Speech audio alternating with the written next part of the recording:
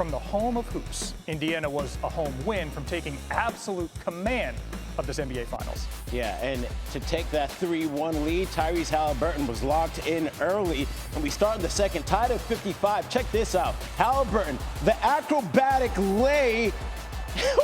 That's tough. Indy takes the lead, and then on their next possession, with 30 left till the break, Halliburton says, I want three the hard way. Celebrates with the family right there as he'd make his first free throw attempt of the finals. That's crazy. Third quarter, Indy up 4. Pascal Siakam gets a rock, and he's wide open. That's a bucket. He finished with a team-high 20. Later on, Obi Toppin says, y'all leave me wide open too? Man, hold that. He has 17, the lead is 5. And then on their next possession, Halliburton wants him to do it again. Toppin splashes a corner pocket tray. His buckets were rated E for everyone because he'll give it to you from Dunk City too. Throw it down, big man. Indy led by 7, and they would have their first lead entering the fourth in the series. But this man right here, he played his best game of the series, J-Dub. He ties the game at 95 with the lay. He had 27. Next Pacers possession, Halliburton takes it straight to Chet Holmgren. And this thing was like the Thriller in Manila. So SGA started to float like a butterfly and sting like a bee. Left hook, right foot. He was ready and ready to cook in the clutch. But we know Halliburton is on a historic clutch run.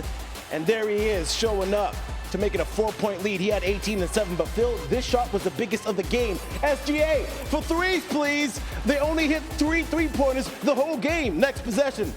Fetch this man in April because he was cooking up something special. That was his 9th straight point, 35 points on the game. The Thunder would win it 111-104. SGA, how does it feel to tie the series up on the road?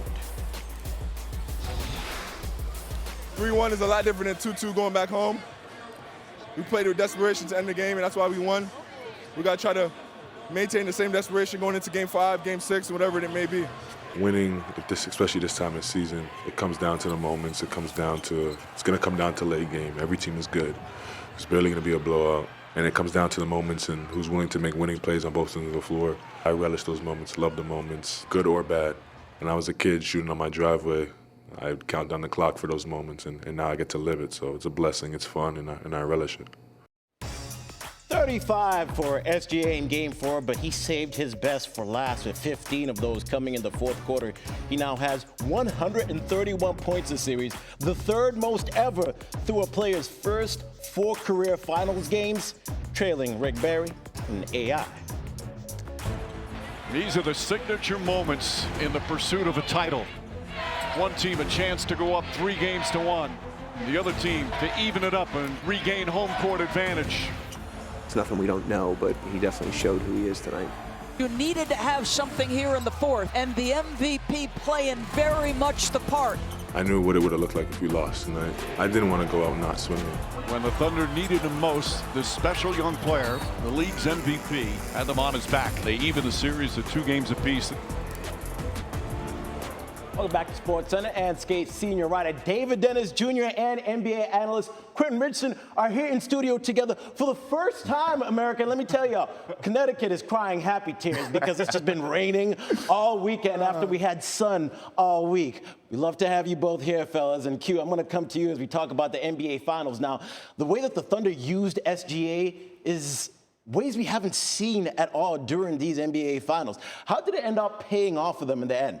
I think Coach Daigneault, he saw that they had wore SGA down the last game and he was kind of fatigued. We hadn't seen him bent over, hands on shorts, and looking fatigued the way he was. So Daigneault did a great thing by getting him an early sub in that first quarter. He had previously played all of them 12 minutes in the first quarter for I don't know how many times in a row. But yesterday he changed that up, and I think that paid off big down the stretch when you saw how SGA came alive down the stretch in those last 2 to 3 minutes and went on a 12-1 run pretty much on his own and closed out the game because he had that energy reserve that they saved up for him. 9 straight games 9. That he played. Yeah, I knew it was a lot. I knew it was a lot.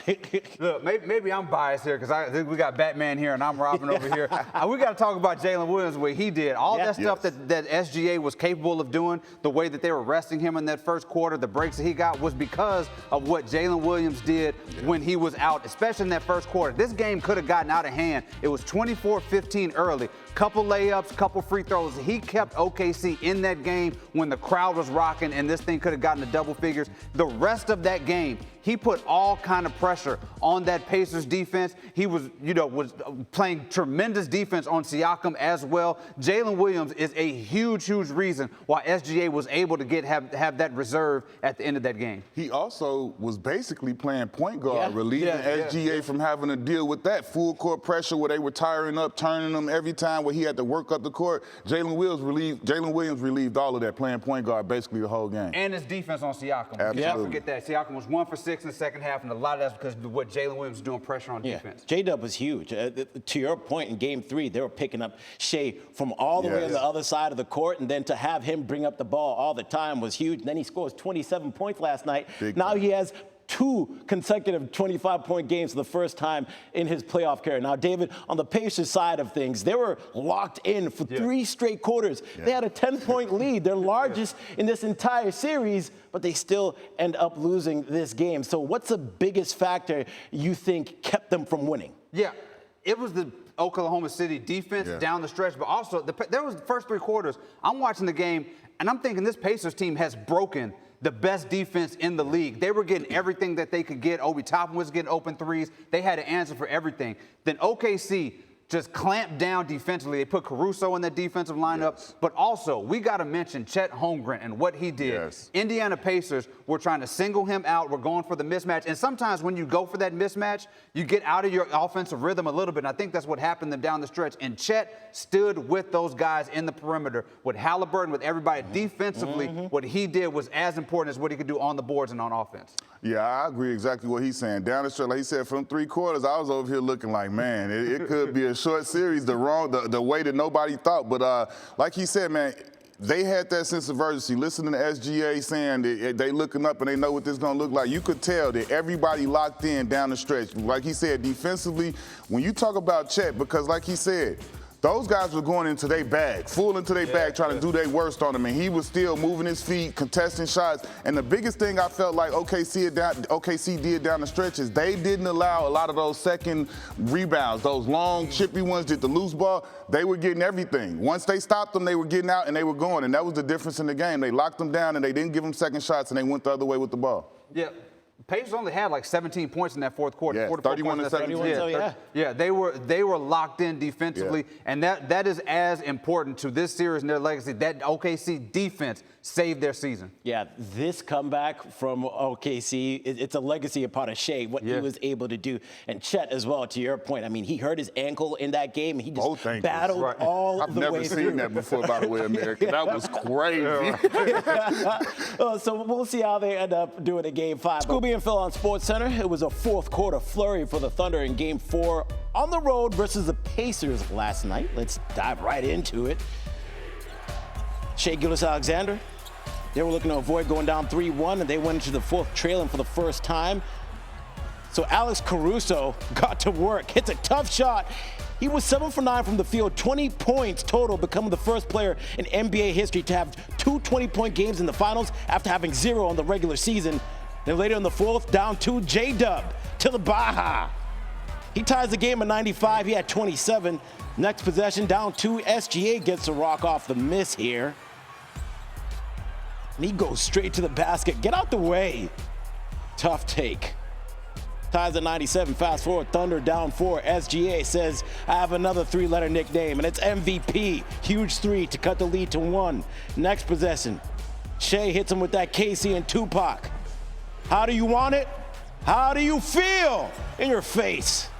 He finished with 35. He had 11 in the final 3 minutes of the game as the Thunder win 111-104 and tie the series at 2 apiece. Looking ahead, the Thunder are the heavy favorites to win the series and Game 5, favored at 9.5 points, which should be no surprise. OKC came in at -700 odds to win the series. But go ahead, y'all. Y'all can keep trying to doubt those Pacers because they've just proved everybody wrong. We got Double D and Quentin Richardson back with us here in studio. And Q, looking ahead to Game 5 with the series now tied at 2 apiece, what is your QR code? What are you scanning for here in this series? School, man, it got a lot to do with what you just showed in that fourth quarter flurry, man. I need the Thunder. They need to transfer everything they did in that fourth quarter, the second half of that fourth quarter. They need to try. I know it's hard to do, but you need to try and do that for the full complement of the game. You do that for Game 5 and you put that defense, the type of look at that. He's shooting from half court because they're pressuring up on him. This is the type of defense. There's the one-on-one defense that Chet was doing on all of the switches, but their defense was so stifling. They went back to that OKC team that you saw all season that were terrorizing teams on the defensive end. Look at Caruso, Case and Wallace. They had hands and deflections everywhere. But also, at the end, SGA turned into MVP. He put that cape on, and he became who they needed him to be the whole game, and he closed out the game for them. If they could do that, they could get Game 5. How do you win a game when you make 3 threes and have 10 assists as a team? Defense is the defense. Yeah. You have that makes up for all of that. I've never seen in this day and age in the NBA, you can only make 3 threes and win a game in the finals. Defense makes up for a lot of those mistakes. Yeah, I mean, for SGA himself, 0 assists. It's the first time in over 340 games that he has 0 assists in a game, but they still found a way to get it done. Now, each week, Double D, you pick a Dennis the Menace that you're looking out for in these matchups. So who do you have there? So we're going to start with OKC. We're going to start with Alex Caruso. This is about championship experience and expertise. This is the guy who's won a ring. He's played with LeBron. He's played with the Lakers, won a championship. Last night, he did everything that he needed to do when that team was faltering. If he needed to get a bucket, he got a bucket, 20 points. And then he fit into that defensive lineup that we're talking about at the end, and he made life difficult for everybody on Indiana's side. Now, Indiana Pacers side is a guy who's played 0 minutes in the entire finals, and that's Rick Carlisle. This guy has to get that confidence back in this team. A lot of people said if the Pacers lose Game 4, they lose the series. Carlisle does not work like that. These guys pull wins out of nowhere, and he finds the right rotations, when to bench the guys, when to play the guys, and he puts the guys confidence in a lot of his players. This is about Rick Carlisle elevating himself and one of the all-time great coaches. He could do that in these next 3 games. Yeah, you just brought up 2 names that have won championships. Rick Carlisle, remember with those Mavs? A lot of similarities with this Pacers team compared to that Mavs team. So this series, listen, I'm hoping it goes 7. It's been a lot of fun to watch. That's David and Q with plenty of insight. Thank you, guys.